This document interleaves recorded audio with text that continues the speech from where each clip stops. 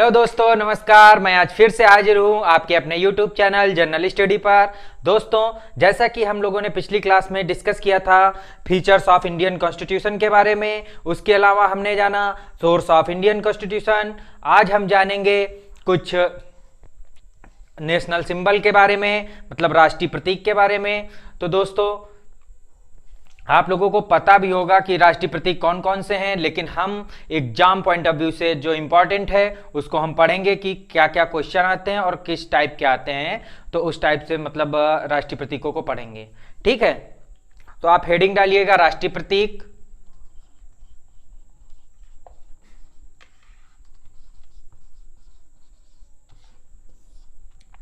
पहली बात तो राष्ट्रीय प्रतीक हमारे नागरिकों को राष्ट्रभक्ति तथा गौरव, आत्मसम्मान की भावना को जागृत करते हैं। जैसे तिरंगा की बात आ जाती है तो हम लोगों को बहुत अंदर देशभक्ति आ जाती है कि तिरंगे का अपमान हो गया, तिरंगा नीचे नहीं झुकना चाहिए। ठीक है, ये आत्मसम्मान होता है हमारा राष्ट्र के प्रति। तो दोस्तों, सबसे पहले हम तिरंगे के ही बारे में जानेंगे। ठीक, तो हेडिंग डालिए राष्ट्रीय ध्वज।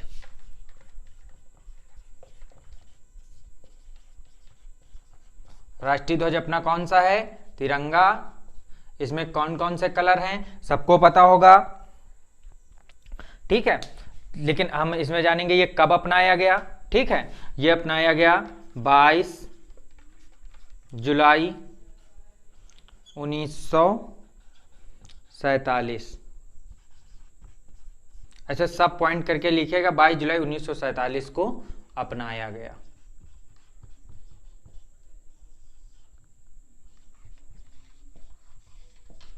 ठीक है, इसका अनुपात कितना होना चाहिए? अनुपात लिख लीजिए 3:2। ठीक, 3:2। मतलब ऐसे अगर 3 मीटर है तो ऐसे 2 मीटर होना चाहिए, अगर ऐसे 3 सेंटीमीटर है तो ऐसे 2 सेंटीमीटर होना चाहिए। ठीक है, हमेशा अनुपात 3:2 में रखा जाता है।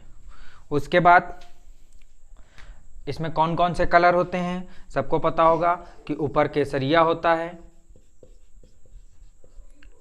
ठीक, बीच में सफेद होता है, नीचे हरा होता है। यह भी पूछा जाता है कि केसरिया किस चीज का प्रतीक है, सफेद किस चीज का प्रतीक है और हरा किस चीज का प्रतीक है। तो लिख लीजिए केसरिया हमारे त्याग व बलिदान का प्रतीक है। ठीक, त्याग व बलिदान। और सफेद हमारा शांति का प्रतीक है, ऐसे लिख लिया सत्य शांति। और एक जोड़ दिए पवित्रता। ठीक है, हरा किसका प्रतीक है? हरा देश की समृद्धि व उर्वरता का प्रतीक है, देश की समृद्धि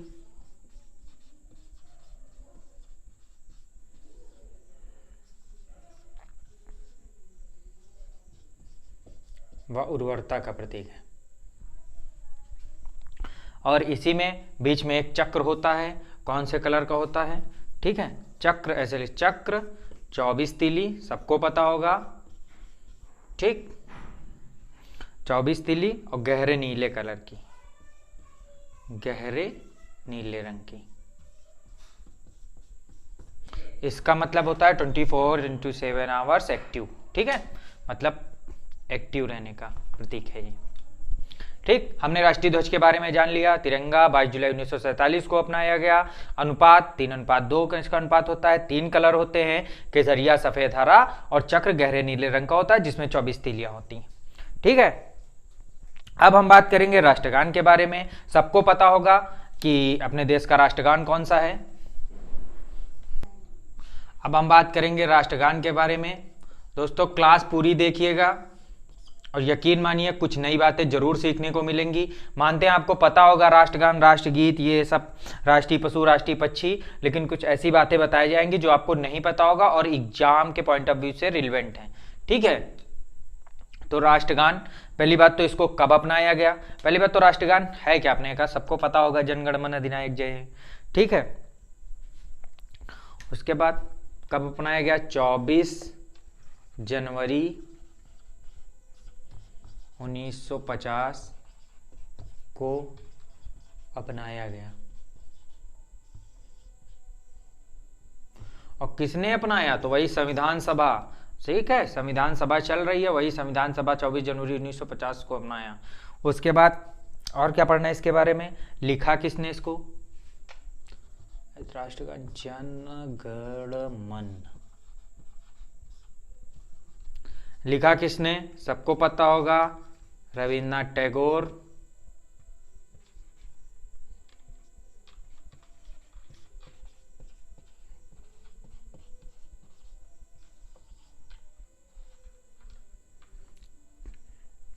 रविन्द्रनाथ टैगोर जी ने बांग्लादेश का भी राष्ट्रगान लिखा है, जिसका नाम अमार सोनार बांग्ला है।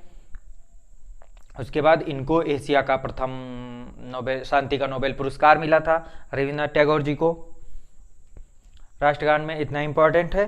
उसके बाद बात करेंगे हम राष्ट्रीय गीत की। ठीक, उस हेडिंग डालिएगा राष्ट्रीय गीत।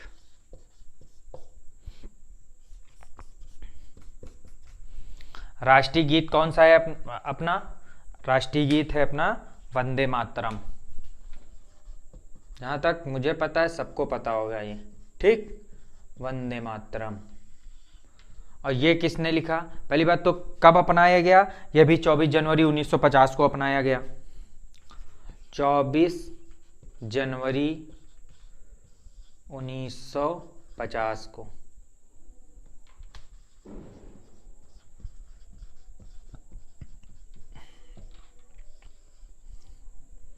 उसके बाद किसने लिखा इसको?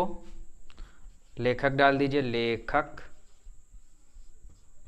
बंकिम चंद्र चटर्जी। बंकिम चंद्र चटर्जी। बंकिम चंद्र चटर्जी की किताब है आनंद मठ।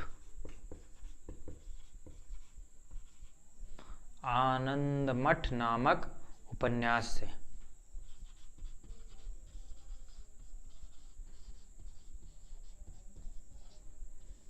यहीं से इसको लिया गया है। और ये पहली बार 1896 में कांग्रेस के 12वां अधिवेशन कलकत्ता में था। ठीक, 1896 में कलकत्ता में कांग्रेस के 12वें अधिवेशन में गाया गया।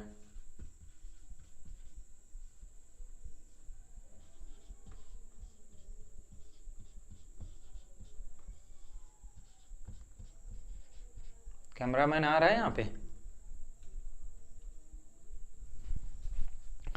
तो राष्ट्रगान के बारे में हमने जाना। क्या है राष्ट्रगान? जनगण मन। कब अपनाया गया? 24 जनवरी 1950 को अपनाया गया। किसने लिखा? रविन्द्रनाथ टैगोर। ठीक, और रविन्द्रनाथ टैगोर के बारे में जान लो, ये इन्होंने बांग्लादेश का भी राष्ट्रगान लिखा है, जिसका नाम अमार सोनार बांग्ला है। एशिया का नोबेल पुरस्कार, एशिया का प्रथम एशिया का प्रथम शांति का नोबेल पुरस्कार रविन्द्रनाथ टैगोर जी को मिला। इनकी किताब है गीतांजलि, उसी के लिए मिला था इनको। फिर राष्ट्रीय गीत के बारे में आ जाओ, वंदे मातरम है राष्ट्रीय गीत। कब अपनाया गया? 24 जनवरी 1950 को अपनाया गया। लेखक कौन है? बंकिम चंद्र चटर्जी हैं। इनकी किताब है आनंद मठ, उपन्यास है, तो उसी से इसको लिया गया वंदे मातरम को। ठीक है, प्रथम बार कब गाया गया? 1896 में कलकत्ता में कांग्रेस के 12वें अधिवेशन में गाया गया। पहली बार लिख लीजिए। ठीक है, ये बहुत इंपॉर्टेंट क्वेश्चन है, 2-3 बार आ चुका है कि 1896 आ चुका है क्वेश्चन कि वंदे मातरम पहली बार कब गाया गया था, कौन से अधिवेशन में गाया गया था, 12वें अधिवेशन में कब गाया गया था? 1896 में गाया गया था। ठीक है, अब हम बात करेंगे राष्ट्रीय पंचांग के बारे में। सब अब एक एक लाइन के हैं, उसको लिखिए लीजिएगा बस। अब बात करेंगे हम राष्ट्रीय पंचांग के बारे में। ठीक, कैलेंडर।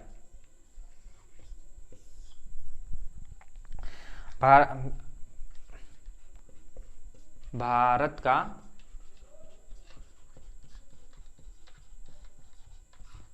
राष्ट्रीय कैलेंडर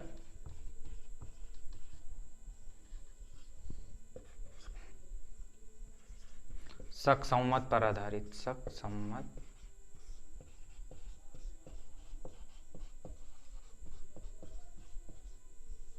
पर आधारित है, ठीक है। और इसको कब अपनाया गया, तो ग्रेगोरियन कैलेंडर के साथ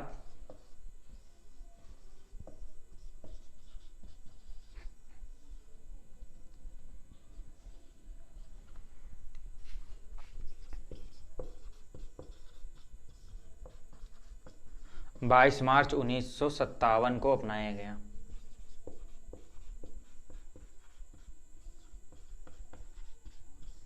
तो हमारा जो राष्ट्रीय कैलेंडर है किस पे आधारित है, शक-संवत पे आधारित है। ग्रेगोरियन कैलेंडर के साथ 22 मार्च 1957 को अपनाया गया, ठीक। राष्ट्रीय पंचांग हो गया। अब हम बात करेंगे राष्ट्रीय पशु के बारे में। सबको पता होगा हमारे देश का राष्ट्रीय पशु क्या है, एक बार कमेंट बॉक्स में लिखिएगा क्या है राष्ट्रीय पशु।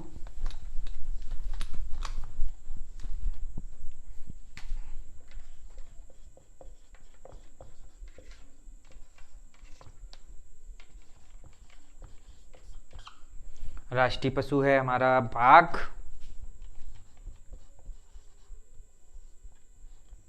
और बाघ का हमें वैज्ञानिक नाम जरूर पता होना चाहिए, तो नीचे डाल के लिख दिया वैज्ञानिक नाम, क्योंकि ये भी एग्जाम में पूछा जा चुका है कितनी बार। वैज्ञानिक नाम क्या है इसका बाघ का, पैंथर टिग्रिस, सॉरी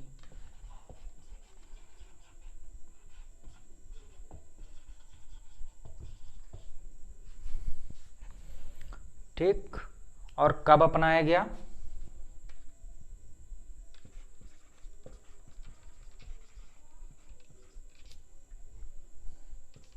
उन्नीस सौ 73 में अपनाया गया।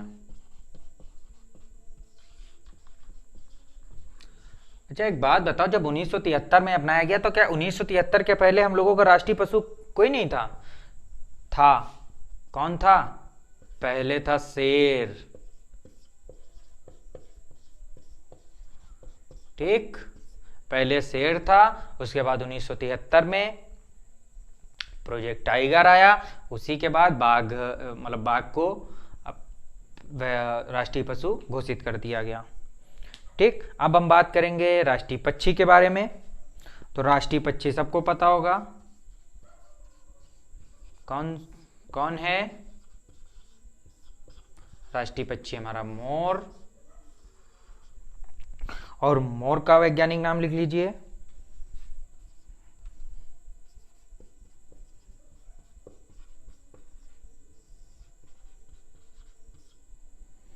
वैज्ञानिक नाम लिख लीजिए पाओ क्रिस्टेटस, पाओ क्रिस्टेटस,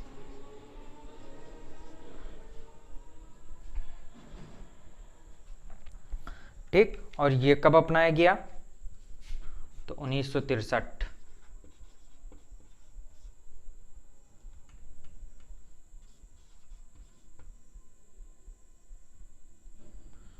उन्नीस सौ 63 में घोषित, ठीक।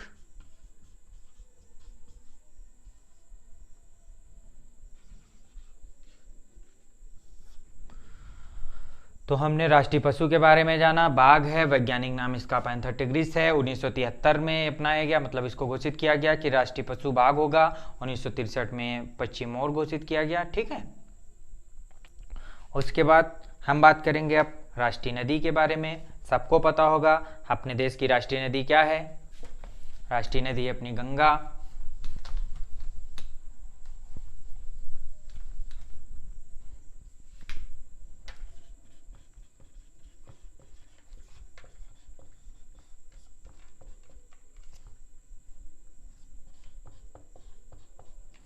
इसको कब घोषित किया गया, 2008 में।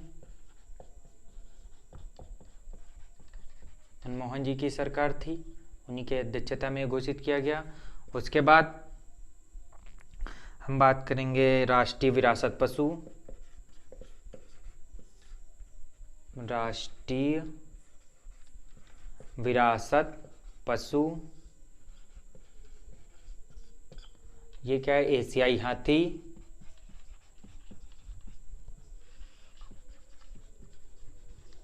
इसको कब घोषित किया गया, 2010 में। ठीक, उसके बाद हम बात करेंगे राष्ट्रीय जलीय जीव की।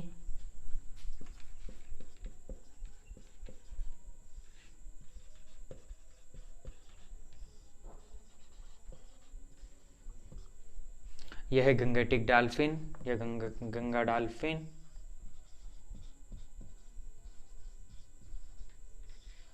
इसको कब अपनाया गया? यह भी 2010। ठीक, अब हम बात करेंगे राष्ट्रीय मुद्रा की।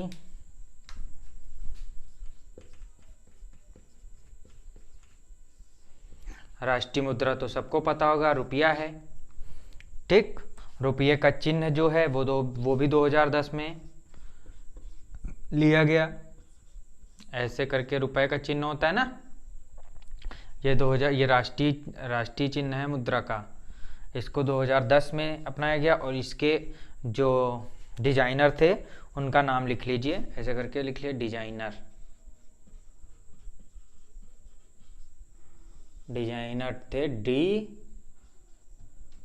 उदय कुमार।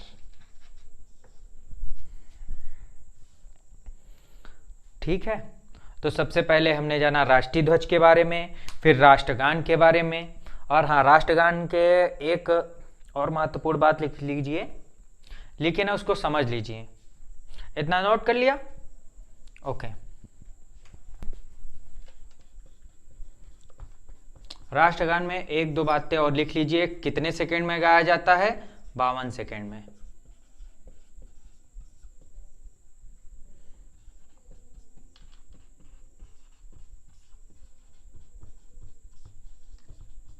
उसके बाद इसका एक संक्षिप्त रूप होता है। संक्षिप्त रूप मतलब छोटा सा भी गाया जाता है।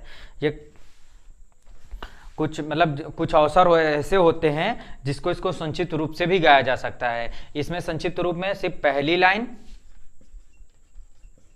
पहली व अंतिम पंक्ति।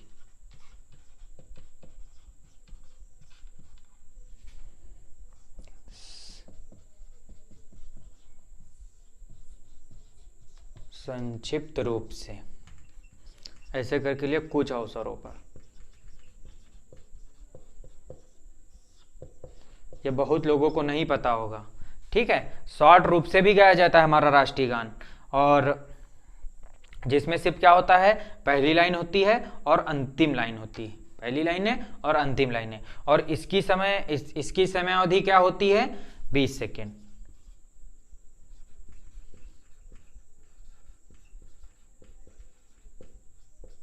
जो गाने की समयावधि होती है 20 सेकेंड। ठीक, तो राष्ट्रगान के बाद हमने जाना राष्ट्रगीत के बारे में, उसके बाद राष्ट्रीय पंचांग के बारे में, राष्ट्रीय पशु के बारे में, राष्ट्रीय पक्षी के बारे में, राष्ट्रीय नदी के बारे में जाना, राष्ट्रीय विरासत पशु के बारे में जाना, और राष्ट्रीय मुद्रा और राष्ट्रीय जलीय जीव। तो दोस्तों, आशा करता हूं मेरे द्वारा दी गई जानकारी आप सभी लोगों को पसंद आई होगी। पसंद आई हो तो कृपया हमारे वीडियो को लाइक करिए और हमारे चैनल को सब्सक्राइब करिए और ज़्यादा से ज़्यादा शेयर करिएगा। बहुत बहुत धन्यवाद।